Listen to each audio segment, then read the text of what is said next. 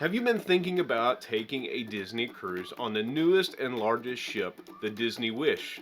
We're going to give you an overview of what this ship has to offer from entertainment, dining, activities, characters, and so much more. Recently, Nikki and our daughter Alyson had a chance to go on the Disney Wish. Nikki is here with us and is going to tell us about her experience and if she thinks a Disney cruise is worth it.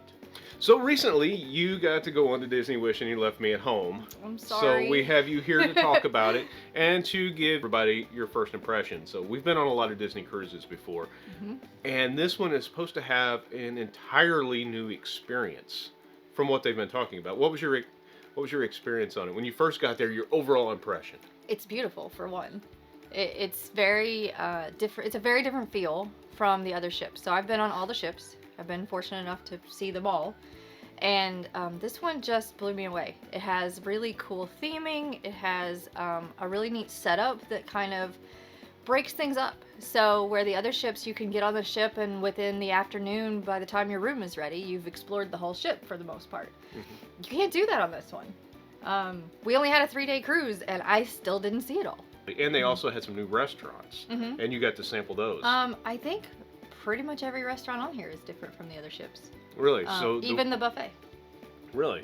So is that laid out different than a traditional buffet, or is it still kind of the same concept? No, it's a very similar concept. It's just it's prettier. So it's just got kind of a fresh marketplace, farmer's market kind of feel to it. Okay. With the Disney vibe, of course. And then out on the pool deck, they had a completely different vibe. It was all based on the newer Disney cartoons, so the newer Mickey Mouse version. Yeah. And they had amazing food out there. Their typical great pizza that's always there, but the grill, barbecue place was a nice addition. Ice cream, of course. And then the main restaurants are completely different than they are on the other ships, so they all had their own theming that's different from the others. So they also had the new restaurant that was themed after Walt Disney and his brother. Is that right? So they had, but you said basically it's the same as just two different sides. As our waiter put it, they're both the same. The only difference is he was on one side and not the other. Okay. So it just has, that restaurant has some memorabilia and different things representing both brothers. Yeah. Okay. No special shows or anything, just your typical dining experience. So other than that one, were there any new restaurants that had some shows and new theming and stuff on it? The kids are going to love this ship. The kids of all ages are going to love this ship. The first one we went to was Arendelle. Yeah. So it is literally like walking into the movie. Really? It's even got the tick-tock clock, as now Ellie that's pointed Frozen, out. Right? So that's Frozen. Okay. And we had front and center seats. Our table was right by the stage, which is in the middle of the restaurant. And all of your favorite characters come out. Elsa and Anna and Kristoff. Kristoff, yeah. Olaf, of course. Okay, and even Oaken, that owns the little shop that they go in. Oh, yeah. He comes out and sings a tune a couple of times. So, and then they all make a quick appearance at the table so everybody can say hi, wave at them, take a quick picture, and then they move on. Huh. So you said that there was one other restaurant that's new, Marvel themed or something? Yeah, Worlds of Marvel. Okay. So in Worlds of Marvel, you get to go on an adventure with some of your favorite superheroes from the Marvel franchise. Oh, Iron Man. Thor. No. Oh. Ant-Man and the Wasp. Oh, okay. Well, and Captain America shows up eventually, and he helps save the day, and you have to participate. So, they While you're eating? Yeah, it's okay. It's light participation. It's all good. Okay. There's what they called quantum core devices that are sitting on the table. And at certain times throughout the dinner, you have to interact, and everybody has to press the buttons on their quantum activator and that's that thing save in the middle the of the table. It's the thing in the middle of the table, kind of looks like a lantern. Yeah. The kids had a blast with it. And then at the end of dinner, Spider-Man makes a quick appearance in the restaurant. So cool. He runs around, he says his quick highs, and then he's out again because he's got to get the Quinjet off of the deck of the cruise ship. It sounds like a dinner and a show. It is. All the other Disney ships that we've been on, we kind of know the feel of those. This one was supposed to be a total new concept. It was supposed to have new areas, new layouts. What was your experience on that? It's very different. So, first of all, this one, when you walk in, there's the big main lobby area, which is typical. However, there are no midship elevators. So the only way to get from one level to the other, if you're in the middle of the ship, is to go one end or the other to an elevator, or you can walk a couple of flights up on the main staircase. While you're talking about elevators, you did say there was something annoying about the elevators on Oh, this one, gosh. but they are changing it. They're supposed to be fixing this. So These elevators were made during COVID, and so Yeah. the thought process was, we don't want everybody touching the buttons, so we'll make them light sensitive. The problem is, sometimes all you have to do is like get within breathing distance of these things, and it pushes all the buttons, and you get to stop at all the floors on your way Yeah. to where you're going. Terrible concept. But supposedly they're fixing this issue and they're going to put Yeah. the old style back. Yeah, in, the so. staff told us that they are supposed to work on that. So what other new layouts and concepts did you see? I really liked, there's a new fun addition to how the little kids can access the kids club. So Okay. from the main lobby area, there's a sign up for the kids club, and once you sign your kids in, there's a slide they can take right down to the entrance of the kids club on the bottom floor. Can we take it too? Yes, they were letting adults Ooh. take it too. Ah. And if you didn't feel adventurous, there was a set of stairs. And I thought that this kids club was a lot bigger than the others. Even though the other ships have great kids clubs and a lot of cool areas, this one just felt like it went on forever. Every time I turned a corner, there was a new room still happening. Just, Really? Yeah, it was really, really neat. So what you're saying is that the parents want a little time away from the kids. They can drop them off knowing that the kids are going to have a blast. Oh, yeah. No Yeah. kid could possibly be bored in this kids Really? club. No. Okay. They also split up the swimming pools on this ship. So rather than having just a couple of main pools, they actually have like, I heard 7 and then I heard 10. I don't know the exact number. Okay. But a bunch of smaller pools all around the pool deck areas on different levels of the pool deck. And it kind of splits the crowd up that way. Oh, well, that's nice. Yeah. It's a new concept. So they had a new concept of water slide on Mhm. this. Aqua Mouse, right? It's Yeah. like a TV or a movie. Or, sort of. How does it work? So at the beginning of the ride, you get on a little raft, Mhm. you and your partner, or you by yourself. And instead of a boring lift hill to get you started, Yeah. the lift hill is dark, like a dark tunnel, and it's Yeah. full of cute little stories that are going on. Huh. So they actually have 2 different storylines. So it alternates every other day of the cruise. And then once you get to the top of the hill, then all of that ends, and it's your Yeah. regular water slide. So on other ships, one of the things that we really talk about as far as taking a Disney cruise versus going to Disney World or Disneyland is the ability to meet characters. Mhm. Characters are everywhere on a Disney cruise. They just pop out randomly. So on the Wish, did you feel that there was more opportunities or about the same? Because I mean, I don't know how there could be more compared to other ships or just everywhere. Right. But what did you feel on this one? I think it was about the same as the other ships. You can expect the same character interactions. Yeah. And I love that the characters take the time to play with the kids and really interact. It's not just like, okay, give me your autograph book, take your picture, that kind of thing. Mhm. Like, my nephew that was with us, he got to play fetch with Pluto with an invisible ball. I mean, it was the cutest thing. Yeah. And he got to walk down the hallway holding Pluto's hand. And you just can't get those interactions in the theme parks. No. In the theme park, it's come up, say hi, sign an autograph, take a picture, and get out of here. Right. There's just too many people at the theme Where, parks. as on our experience, well, my experience on past cruises, because she left me home on this one. Are you going to get over was- that at some point? Never. Okay. Was you really got to interact. You seen the kids having a good time, and Mm-hmm. they were out just walking around. And so, if you are really into meeting characters and you love that character interaction and you want more of it, a Disney cruise is by far the Yeah. way to go. Versus No matter the the theme ship. parks. Yeah. Yeah. When the new ships come out, a lot of times they try to put new and better activities than what every other ships are out there right now. They really try to attract more people. What did Disney do as new fun activities to enjoy that's different from our other ships we've been on? Well, we already talked about the Aqua Mouse, Yeah. so that's slightly different. And how they've adjusted the pool decks differently. Yeah. But indoors, they've moved the basketball court. So the sports court that's normally outside Mhm. is now inside in the air conditioning. So Oh, that's that's kind of nice, nice, right? yeah. Ping pong tables, basketball, all kinds of things. Okay. But on at least one day during the cruise, they turn it into the Incredicourse. Okay. So the Incredicourse is this big inflatable obstacle course. Play on Incredibles, right? Yes. Okay. Themed to the Incredibles.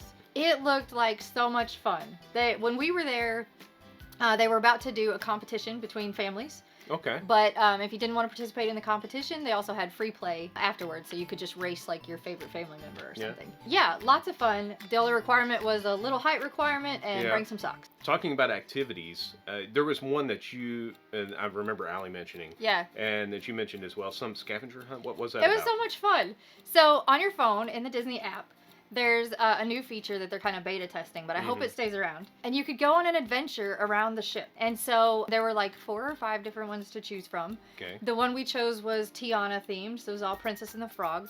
And it took us on adventures around the ship. I mean, at one point we're outside the movie theater trying to catch augmented reality fireflies in a jar on our phone. Is that like that Pokemon Go? Almost like a Pokemon Go kind of thing. But then it also took us to the sweet shop, which is Inside Out themed. Okay. And at the sweet shop, it was interactive with the display in the sweet shop. So the memory orbs were turning different colors depending on what we were doing in the game. And so if I'm on the Disney Wish and I want to do that, how do I play that game? it's on the app. So your Disney Cruise Line app has a little section that says Uncharted Adventure. Click on that. Okay. Takes a little bit to load, but once it's set up, it's really fun. And you can Awesome. do it on your own time. It's not with other groups or anything like that. Oh, okay. So you can just do it whenever. Whatever you want. Yep. Fantastic. When it comes to entertainment on the Disney Wish, did they add any new entertainment as far as shows or anything like that that you really enjoyed compared to what they have on other ships? Yeah, they did. So there's a couple of different things. Okay. They changed up the adult area. So, on the previous ships, all the adult area turns into 18 and over at a certain time of the night. Yeah. They still have that on this ship, but it's also got a different theme. There's different bars. There's a really cool Star Wars themed bar where you could go in, you could get Star Wars themed drinks, special beers, different things like that. When you sit at the bar, behind the bar, the view out the window is outer space. Oh, wow. So it's really cool. Very cool theming. There's a whole different one that's themed to the bayou, like Tiana Okay. from The Princess of the Frog. Yeah. There's all kinds of different lounges for karaoke and different things like that. So there's a lot of things to do. The highlight of every evening, though, is, of course, the Broadway show. So in the main theater, we were on a 3-night cruise, so we saw 3 different shows. The first night was a cute little, maybe 20-minute show with all of the classic characters going on an adventure. It was fun. a sailing themed adventure, and Goofy was our ship captain, so you can imagine things didn't quite go as planned. But then the other 2 production shows were just amazing. They did The Little Mermaid, which is new to this ship. Okay. And then they did Aladdin. And I've seen the Aladdin show. we have seen the Aladdin show before on one of the other ships. And I thought there's no way they can get this as good as they did on that other ship, because we just cracked up at the genie on the other ship, right? He's hilarious. He was so funny. Well, this one was even better because the genie was awesome, and they added the carpet. Oh, yeah. So the combination of the 2 of them together was just absolutely great. Don't miss the production shows. And get there early so you can sit in the bottom, in the middle. That's going to be your best bet, because a lot of things happen during the shows. And you want to be in that spot to experience those the best. Oh, don't want to give too much away. Yeah, I don't want to give too much away. Inside tip. Yeah. Okay, there you go. We've been, like we mentioned before, we've been on a lot of Disney ships. You've been on every one of them. I've been on all of them. So what was your overall impression of the Wish compared to all the other ships that we've been on? It's a whole different experience. For example, there's 2 other classes of ship. The Wonder and the Magic are the smaller ships. Okay. They were the first ones. They're wonderful, obviously. Wonder. Haha. Was it magical too? Yeah, it was magical too. But you can explore those pretty quickly, and you have it figured out. And so the entertainment is mostly whatever activities are going on. Okay. Then you move up to the bigger ships like the Dream and the Fantasy. There's a little more going on with the ship itself, but you can still kind of explore it in the day. The Wish, 3 days on the ship was not enough. I can imagine. I did not get to explore everything. We didn't even get to really admire everything that it had to offer. Yeah. We even went wandering around at 11 o'clock at night when the ship was empty, and still managed to not see everything. So I really love the way that they redesigned the ship layout, so it doesn't feel like it's just one big open shopping mall. So you wish you had more days? I wish I had more days, yeah. So we didn't. So we should experience every ship, and why do you think that? I think that for a couple reasons. One, the smaller ships, of course, are not as crowded, so I feel like maybe you get just a little bit more time with the characters. Okay. Maybe. Or at least shorter lines. Yeah. The other thing is the dining experiences are different. So each ship has its own unique dining things going on. And so there's something different to offer on every ship. One of my favorite things that some of the other Disney ships offers is the theaters. And I'm not talking about like the Broadway theaters, I'm talking about actual movie theaters. It's really neat, and typically they play some of the newest shows that's been released, and some of them's not even been released into local theaters yet. Overall, do you feel that Disney Cruise Line is definitely worth it? If somebody is struggling, saying, you know, they don't want to spend this kind of money to go on a cruise and they'd rather take, say, a Carnival or something, no dings against Carnival, they're a great cruise line, so is Royal and any other, you're going to have a good time, but are you going to have a great time in comparison? So you think, if you're on the fence of spending that kind of money, do you feel that they're going to get their money's worth? I do. I really, really do. It's apples and oranges compared to the other cruise lines. It's a whole different experience, especially if you're trying to do something unique for your family or something like that's really going to stand out for the kids. Because I feel like, even though I love Disney as an adult, it's definitely, of course, for the kids. And when we were sitting in the production shows at night, I was watching the faces of my nephew and my cousin's kids and just watching their little faces light up at the cutest little simplest things. Awesome. So you just don't get that on the other lines. No, you don't. No. All right, so I hope you guys found this video useful. And if you did, please consider subscribing. Just hit that button. It's free to do, and it really helps us out. Thank you guys so much for watching, and we'll see you on the next adventure.